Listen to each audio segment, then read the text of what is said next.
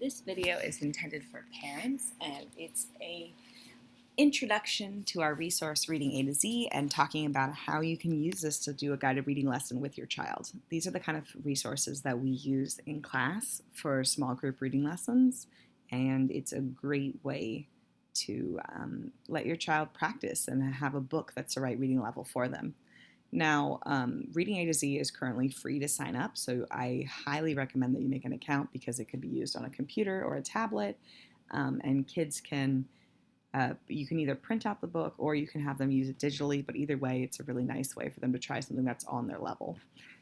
And it's also a great activity for parents to be able to do or family members to be able to do with their child. So when you make an account, it will take you to this page and you go to Resources, Leveled Texts, All Leveled Books.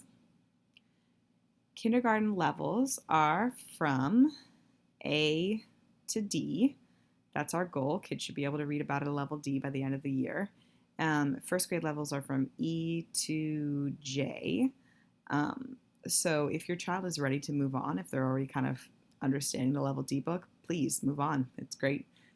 Any extra practice they can get is wonderful. So when you're picking the book, you just go here to the letters and you select what level you would like. So let's start with a B book to start with something kind of simple. B books are pattern books. Here's a fiction example. Now, when you click on the book that you want, and it is labeled fiction, you can look here. There is a lesson section for you to think about how you would like to read it with your child. This gives you a focusing question for this book. What does the girl do all by herself?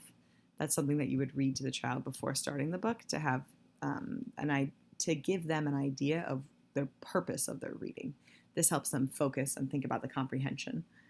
So in this lesson plan, they have a before reading section, a during reading section, and a after reading section with different things that they recommend trying with your child as you read it.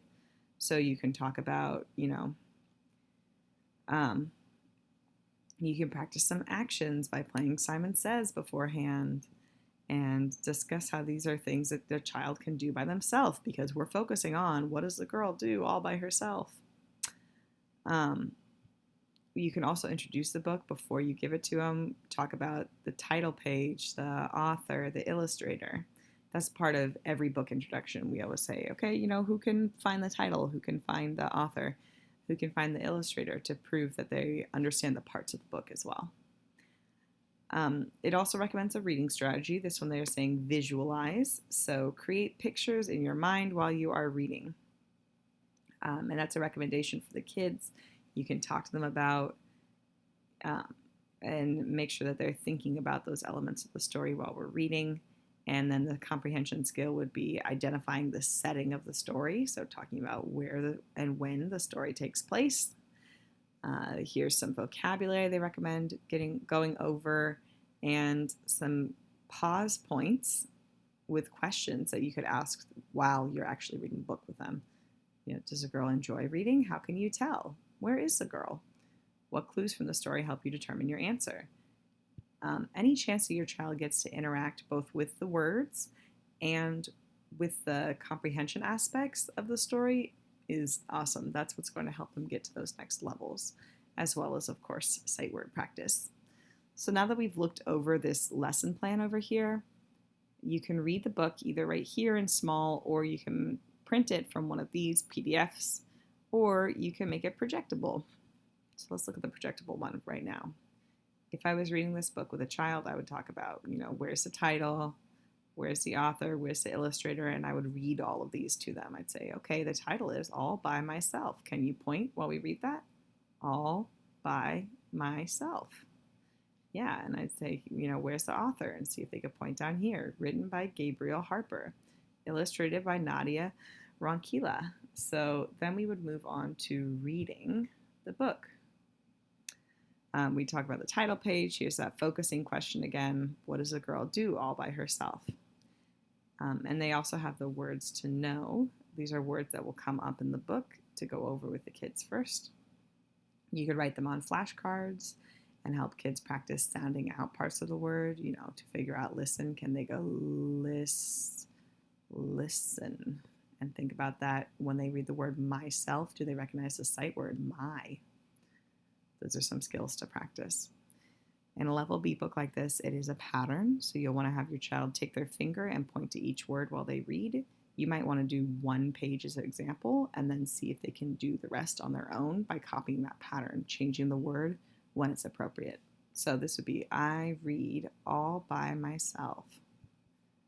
I color all by myself. I sing all by myself.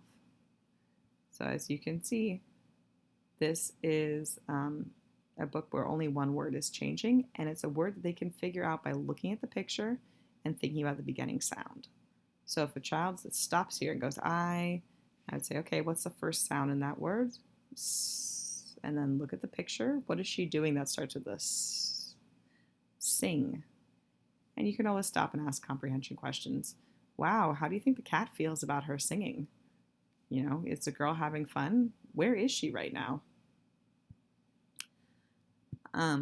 Yep, so all of these questions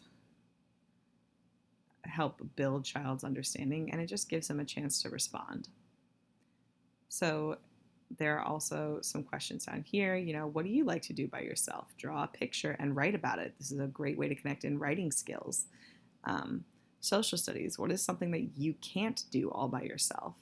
And then you would talk about what are some things that you might need other people to help you with, especially as a child. What are some things that adults might need people to help them with? All right, so that is our level B. Now I want to find a level C book, so I'm going to unclick the level B. Go back down here. I don't want B's anymore. Now I want a level C. If you leave it clicked, it will show you both B and C books. You can do multi-level. Okay, as you can see, there are a lot of books. You have really good options. These are other ways you can filter them. Let's do a nonfiction book this time. Let's try, let's do At the Fair. So all the books say if they're nonfiction or fiction on them, and they also say what level they are and how many words they are, and they give you a lexile count. Here's the lesson plan for this book.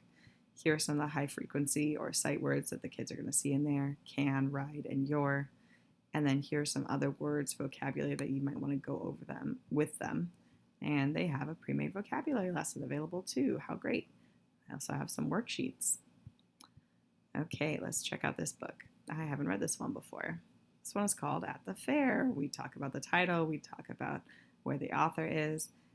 You might have the kid predict what's going to happen in this story. Looking at this picture, what do you think this book is going to be about? So there's the focus question. What can you ride at the fair? And some more sight words. Now, your child should be practicing pointing one-to-one still on a level C, and they should also be able to, find all the words in order on multiple lines, and they should recognize sight words. So if a level C is the right level, your child should be able to read this page mostly unassisted. You can ride is one of the sight words you go over before starting this book. The, big, they should be able to sound out. Big, big.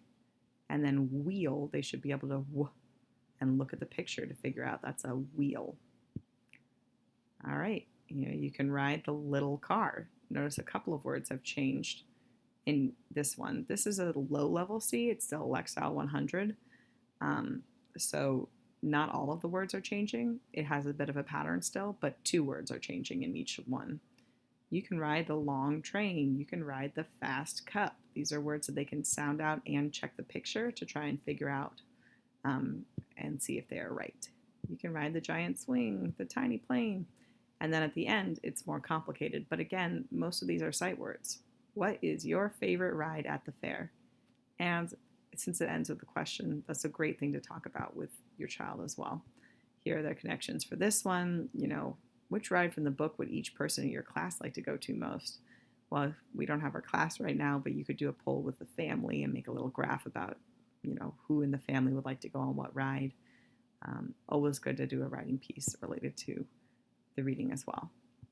Let's look at a slightly higher level C2 because I do want to get one more complicated. Let me see if I can find a higher Lexile level. Oh, ooh, let's do animals that sting. This is a 160. So it's probably going to have more sight words and less pattern. Okay, why do some animals sting? That's what they are thinking about for this. So you can already see this is a lot more words per page. It's going to have some repeated phrases, and it's going to have some words to practice with them first, or that you might need to tell them about during the reading. But for the most part, it's going to be a lot of repetitive words. So some animals sting to defend themselves. Stings can hurt. This bee stings to defend itself. See if they know the word defend, then they'll recognize it in both places. And you could go over itself and then selves. This jellyfish stings to defend itself. The worm stings. The ant stings. And then see, this part is pattern in the middle there, but it changes back to not being patterned again later on. Stings can help keep animals safe. These are all words that your child should be able to sound out to figure out. They'll know animals because it's so repeated in the story. And they'll know stings because it's also repeated. So stings can, if they need to sound out, help. If they get confused on a word like that they could sound out by tapping the sounds, please encourage them to. So this would be like, help. See if they can blend those sounds together. They might not know that double E makes an E, for example. So if you were helping them with this, you might say, well, if I tapped it, it would go k, E, p, and then they should be able to blend and say keep. When they're reading, they should also be thinking to themselves, does this make sense? If they read, stings can help keep animals safe, they should hear that they said one word wrong and go back and try again. That's called self-correcting. So they would try again. Stings can help keep animals safe because that's what makes sense in the story. And then, of course, writing and science at the end.